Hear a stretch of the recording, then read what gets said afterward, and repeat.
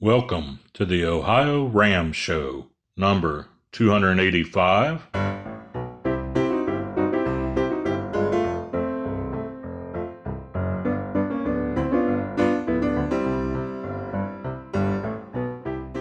Well, again, Lee Kreider here with the OhioRAAM Show, where we explore the ultra and ultra cycling. And we're on our tour to keep hope alive, or maybe we could call it the Tour to Hope. And we're here this morning to visit with a person who is very hopeful, Sarah Cooper. And we'll get to her in a moment. But first of all, we want to report that there is the show notes right below us here, where you can find out more about Sarah and also find out more about ultra cycling. And we want to always thank the people who operate the time stations here in Ohio, the ones that are staffed 24 hours a day, 41 in Oxford, 42 in Blanchester, 43 in Chillicothe, time stations of the Race Across America, which isn't going to happen this year, but there's a lot happening. So let's just go on out to Iowa. And Sarah Cooper, good morning, Sarah. Good morning. You are the most organized, or you should say it this way. You have a reputation among ultra cyclists of being the most organized person we know. I don't know how I got that reputation. It's pretty chaotic here right now. I suppose every time we tried to contact you, you said, I will be available from 3:22 to 4:17. And stuff like that. Yeah, I suppose that aspect hasn't really gotten any better. I'm still fairly busy. So. Well, you've got 4 children. Are they all at home yet, Sarah? Yeah, they're all at home. My son came home from college at spring break and never went back. They moved to online classes. And so we let him move into the basement so he can pretend he doesn't live here. But yeah, he's going to be stuck with us until probably next September, when hopefully they get to go back to college. Okay. And then what year is he in, Sarah? He's just a freshman. Yeah. Okay. So he was planning on coming home this summer anyway, but yeah, he's stuck with us for the duration. And then my daughters are in high school, and so they're all at home and doing online school, which is you have 3 daughters different. Then. Yes, 3 daughters and 1 son. Yeah, and I'm not sure how I feel about the online school stuff, but they seem to be enjoying it. Yeah, and they're all pretty self-motivated and independent, and so I don't really have a lot to do with their schooling other than asking them if they've done it. It's just I'm not sure they're getting enough out of it as they would if they were going to school. Well, there's a lot of questions about it, aren't there? Yeah. I know my daughter teaches French and Spanish. And of course, first of all, there are no tests and no grades now. Puts her in somewhat of a quandary as to how she advances students. Well, let's talk a little bit about you. First of all, we have you here because you have quite a little background in ultra cycling. I think I first took note of you when you made quite a splash at Sebring a few years ago. You kind of broke a record down there, didn't you, or set one? Yeah. Every year I've been down there, except for this year. I've managed to break a course record, and so yeah, the whole long story. I went all the way through ultra cycling up until RAAM. I did RAAM in 2017, and then I took a couple years off and tried to make something of a comeback this year, which everything's been canceled, and Sebring was interesting this year, so. Yeah. Yeah.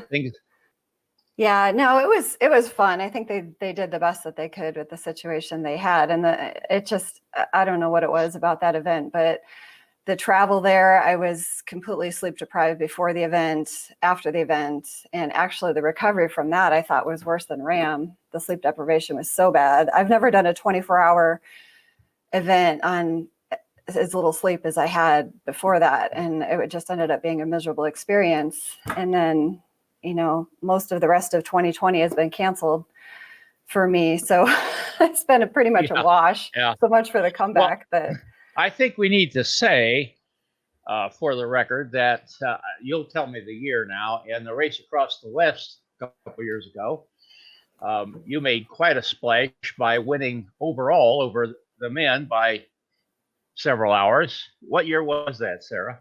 2016. So 4 years ago now. 2016. And then you did RAM in 2017, and you had some injury of some kind there as a result, wasn't there? What went on there? It probably would be an easier list to describe the things I didn't have during RAM, but I ended up with Schirmer's neck. I had some pulmonary issues. I ended up with an infection. I had leg edema. I mean, I carried probably an extra 10 pounds for most of that. And then I had some severe issues with my hands, and it was a lot of fun in the midst of a lot of misery. A lot of problems related to that. Yeah. So you have quite an interest and background in gravel. Tell us a little about that, Sarah. Yeah, well, I live in Iowa, which is mostly gravel roads. And so I ended up doing most of my training on gravel just for convenience. And I think it's a little bit safer in terms of traffic volume. And the scenery is certainly a lot better than the pavement we have here. And so, yeah, I've been riding on gravel for a number of years now and put together a couple of my own events. I have 3 gravel events now and that I direct. And so, yeah, it's become a pretty big part of my life. Well, name the events that you manage for gravel. My first event that I started in 2016 is Spotted Horse Gravel Ultra. And I called it a gravel ultra because I wasn't really sure what distances I would end up with. And I've settled on 150 miles and 200 miles for that event. And then I have a short event in July, Iowa Gravel Classic, and that's 100K. And then we also have a 100-mile distance. And then I have Iowa Wind and Rock, which is 340 miles. So that's the big one. And they're all Iowa Wind and Rock. That sounds kind of horrible. Well, that's pretty much what it is, and I came upon the name for that event during what ended up being a pretty excruciating training ride that was pretty much just wind and rock for hours and hours. And so, yeah, it made for a good event name. It's always interesting, non-cyclists think of Iowa as flat. They haven't ridden across it, have they? No, and parts of Iowa are flat. If you go to the north, there's some flat stuff there. But where I live and where I train is like the blade of a saw. It's up and down continuously. And so it's really hard for me to find any flat roads for any of my events. I mean, even for Iowa Wind and Rock with 340 miles, I have to go really long ways to get to some consistently flat terrain. So yeah, they're challenging in a way I think people don't expect when they come to Iowa. I find the long, hard climbs, or long, not so hard climbs, I guess I should say, like you find in the Rockies where they're not that steep, much easier to deal with psychologically than the continuous, every climb you see 3 or 4 more ahead of you. Yeah, and you get to the top of one of those and you look ahead, and some of the roads have a pretty long sight distance, and you see nothing but rolling hills ahead of you, and they're not gentle grades either. All of them peak out in the 8 to 10% range, and then we have some that are in the teens. And you dump, 3-inch rock on that, and it's a completely different challenge, and it's a lot of fun. It's just you kind of got to wrap your head around a long day of that. Well, again, if you look down at the show notes below the video here, you'll see links to all of Sarah's gravel events. There's no doubt in my mind that you're staying busy. You chided me because I talked about, the art of doing nothing. What? I don't do nothing very well. I know you don't. What all have you been doing to keep you and those 4 girls and that young man busy?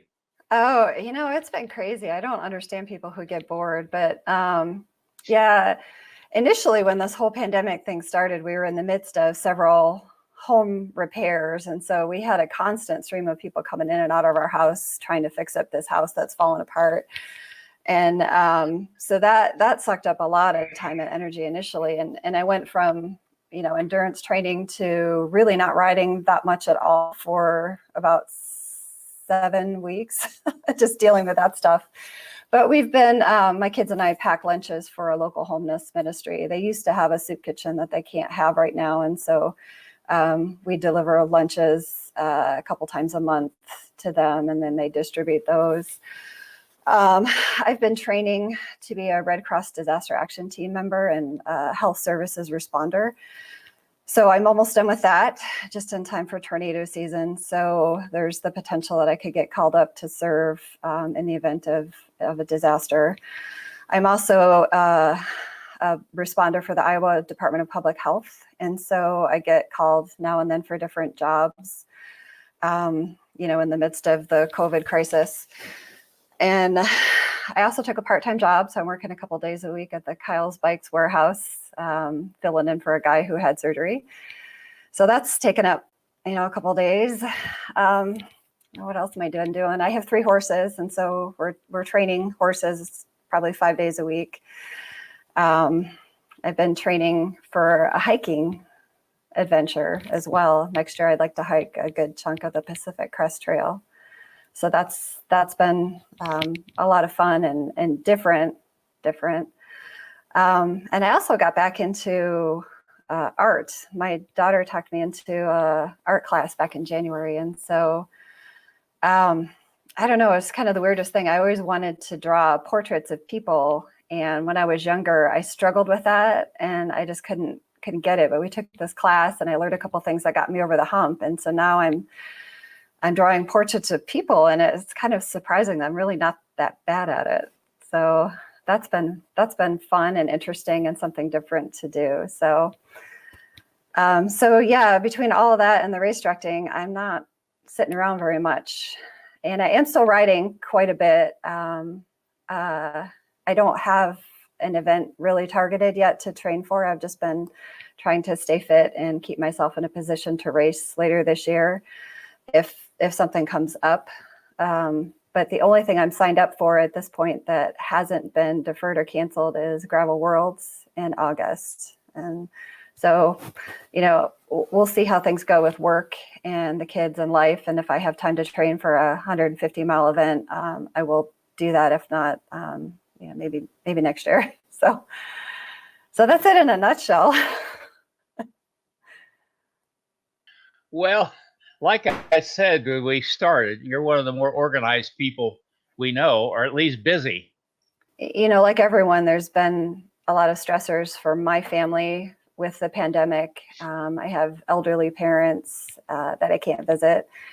My dad was recently diagnosed with cancer, and there's nothing I can do. They're in lockdown in Michigan, and it's been really difficult for them. Like they can't get their own groceries. They can't even get signed up for grocery delivery because the services are overwhelmed. And so, just trying to make sure they have what they need has been difficult and stressful. And my husband's parents are also elderly, and it's just, everyone's got something stressful during this pandemic. And so rather than sit around and be frustrated at what I can't do, I find stuff that I can do that is fulfilling and do that. You're not locked down as such in Iowa, are you? No, we did everything pretty much. I mean, it was pretty much locked down. It just wasn't that in name. Yeah. You're not supposed to go out except for essential travel, and everything's closed and canceled. So there's really nowhere to go. But, being that I'm healthy and stuff, I've still been grocery shopping, and that's pretty much the only place I've been until fairly recently. Which is, it's different. I didn't really realize how social I was until I wasn't able to be social. Yeah. I think this is the point where I apologize for my COVID hair, but realistically, I mean, I always look like this. I never fancy up, but I do go and get my hair done every 6 weeks, really mostly just because I like my stylist and I enjoy visiting with her and talking with her for an hour every 6 weeks, and it's like, I miss that stuff, not because I care what my hair looks like. But those people that I usually talk to and visit with and stuff, but I haven't been able to do that. And I don't know, the Zoom meeting and stuff it's just not the same. They get to be tedious after a while, don't they? Yeah, and it's just not the same. Like I have friends that I go to lunch with and different friends that I'll, ride bikes with and stuff, and not being able to do that stuff. It's like, wow, I realize just how social I am. And when I go to convenience stores and stuff, like I didn't realize how much I talk to people until like I go in there and I just literally like go in and get something and leave. And normally I'm like talking, and I don't know, it's just different. Well, that's an interesting observation. Now, I think also there are some people who have found out they enjoy the hermit life. Yeah, and we kind of are hermits here. We don't have a ton of friends that we have over to our house and stuff, and that just isn't us. But I had to go to the jail to get fingerprinted, which is another funny story. But I got fingerprinted, and I'm talking to this deputy, and I'm like, it was almost like, you're my new best friend, and I don't want to leave because I haven't talked to anybody in 6 weeks. And I'm talking to a human being face to face. Yeah, I know, even though he was all, he's got his mask and his gloves and stuff, and I'm just talking away. It's just like, wow, I really am more social than I realized. And so I'm looking forward to things getting back to somewhat normal, but who knows when that'll happen. You mentioned something that's been kind of on my mind a little bit, your work with the Red Cross and disaster. What we really don't need right now is a major hurricane or tornado or something like that to lay itself on top of the complications we already have. I think that's something that I hope the people working on that are thinking a lot about. Oh, for sure. Yeah, no, they're still on top of that. And the logistics of what the Red Cross does is just fascinating and amazing to me. I've really, really enjoyed becoming involved with that organization. And they're still very involved in planning and respond to things. And we've had some house fires here in the Des Moines area during this COVID crisis that they've had to respond to and deal with. And they have, they're not hiding and waiting for this all to go away. They're still out there taking care of people. Yeah. Well, listen, Sarah, it's wonderful to talk to you. And I think you've helped in the program to keep hope alive, because you certainly are figuring out how to deal with all this. And thanks, and hopefully. Yeah, we appreciate what you do, and we wish you well. We hope to see your name back up on leaderboards again before too long. Yeah, hopefully. I don't know. We hope to see a lot of people's names back on leaderboards. Thank you again. Thank you again for being with us, Sarah. Always good talking with you, Lee.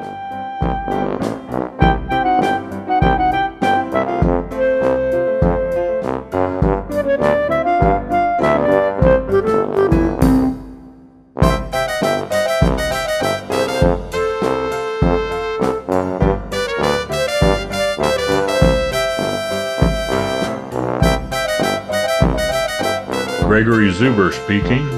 Thank you for your likes and shares.